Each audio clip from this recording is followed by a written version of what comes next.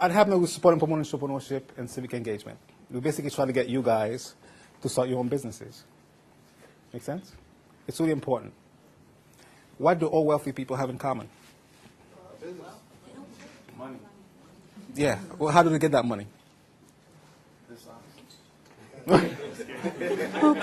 I mean, you are on the right track. Think about it.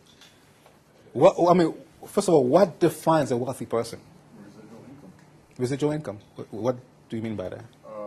Basically, they don't necessarily have to, work to get money. The money works for them. Exactly. So they can be sleeping and still make money. Right. You could take a vacation for 6 months, not do anything at all, and you're still having income coming in. But what's the generator of that income? It's two things. Well, yeah. People working under you, which is what? Leverage. Yes, all that's true. But it comes down to two things, though. Entrepreneurship. Yeah, they have their own businesses. Every wealthy person, Michael Jordan, Oprah Winfrey, every wealthy person you name have some kind of business. Or the other thing is an investment.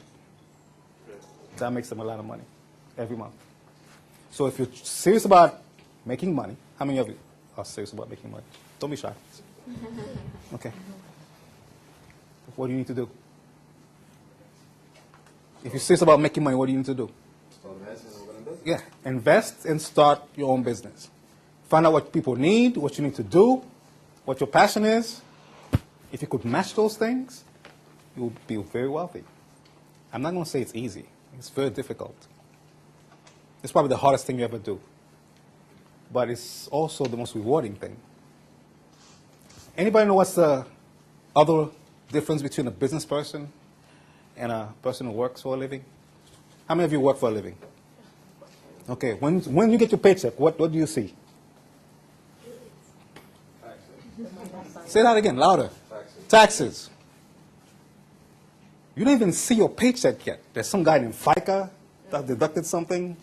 There's a state, there's SUI, all these deductions. And then whatever's left over, you pay your bills with. Am I correct? Yeah. Right.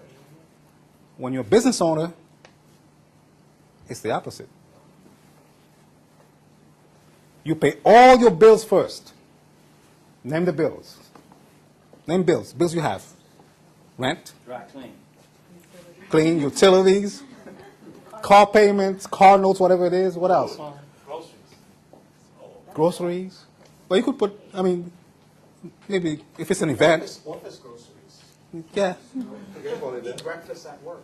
Yes. That's what I learned. Just about everything you could think of are tax deductible. Every single expense you have are tax deductible. And whatever's left over, you pay taxes on that. Isn't that great? I have a friend, his name is Mark Augustin. Mark Auguste. He does taxes. He works 6 months out of the year. He makes over $200,000 a year. He has over 2,000 clients. Actually, he's minimizing his clients. He's trying to get rid of some of them.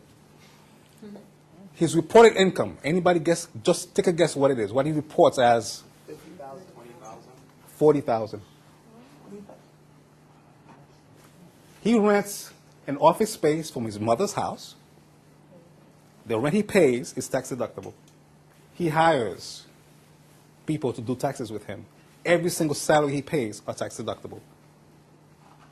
Health benefits, everything he has is taxable. The software, which is very expensive, is tax deductible. So by the time he takes out all his expenses, he has about $40,000 left in reported income. But he really spent $200,000. Isn't that a great deal? Now, which one you want to be? The guy who gets a paycheck and the taxes are deducted, and whatever is left over, he pays his bills, or the guy who pays his bills and whatever is left over, he pays taxes on? Which one is better? Second option. Yeah, the latter. Okay, guys, I'm serious. If you're serious about making money, being wealthy, you have to start your own business. You convinced yet? Okay. The second thing, we live in a capitalistic society. Capitalism. What do I mean by capitalism? All about making money. Yeah, money's not everything, but everything that's important takes money. Okay? Right?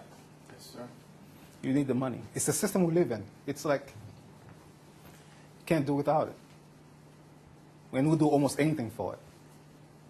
You know, we'll take a lower job. Some of us will just take the job just to pay the bills, pay the phone bill, whatever. You cannot live. You just barely make enough to pay the bills. But we'll do it. Because it's money. It helps. It's necessary. So we need to find a way to make it work for you, make it work for us. And that's what we teach. We teach entrepreneurship at Habnet. We're trying to get young people like you to be civic-minded entrepreneurs. And what I mean by civic-minded, I'm talking about also the other system that we live in, which is, what's the political system in which we live in? A democracy. What does that mean? For the people. What is it? For the people. For the people. What else? People elect the government. Yeah. Does anyone really appreciate how significant that is? You know, like 200, 300, 400 years ago, 500 years ago, you didn't choose your leaders. They basically, the stronger person, the most powerful person, imposed themselves on you and they say, we're your leaders. You didn't have a choice. Okay, and they call it divine right to rule. They said the leaders are God representatives on earth. Whatever gimmicks they could find to justify the rule, that's what they use. Now, you have an opportunity, as of the 19th century, to create your government, to basically choose your leaders. That is an awesome thing. Just about every country in the world is a republic where they choose their leaders. Even the dictatorships, in a way. So, we live in a democracy. Okay? And when it comes to election day, there are certain rituals that you should follow. Every election, the small ones, the big ones, every single election, you guys should go out and vote. Because it's a great thing we have to choose your leaders. There's a reason why they kill people in this country 100 years ago, 125 years ago for actually even less than that. 1965, the Voting Rights Act passed. So up until that time in the South, if you're a black person who try to vote, they'll lynch you, they'll burn your house, they'll whip your women. Why? Can anybody guess why? Why? Yeah, it's a lot of power. Because if you vote, that means you choose somebody who represents your interest, who's accountable to you. They didn't want to share that kind of power. So you can never take democracy for granted. It's extremely important that you vote in every election. And if once we realize that all the leaders we choose in Congress, Senate, House of Representatives, and the State Senate, which is State Senate and the State Assembly, and the City Council, we choose them. They represent us. They represent our needs, our interests, and we have the right to vote. And we cannot take it for granted. We vote them in, and we can also vote them out if we're unhappy. But you have to take it. You have to take your responsibility into your hands and vote all the time. So it's a ritual. Like Christmas, what we do, we go shopping. Okay. Halloween, we go trick-or-treating. On election day, we go vote. Never take it for granted.